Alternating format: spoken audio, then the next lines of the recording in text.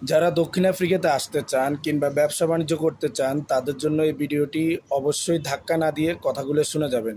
আপনারা যারা ব্যবসা করবেন অবশ্যই কর্মচারী দিয়ে কখনো ব্যবসা চালানোর চেষ্টা করবেন না।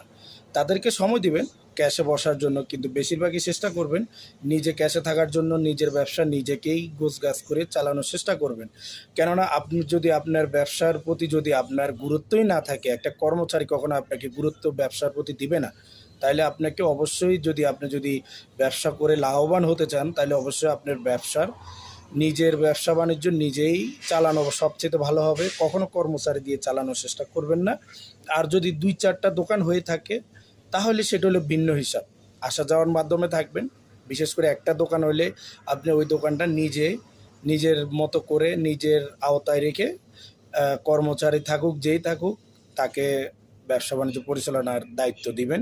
নিজে তো দোকানে থাকবেনই, তাকে অন্য কাজও করাবেন। তবে এটা মাথায় রাখবেন, নইলে কিন্তু ধ্বংস হতে পারেন।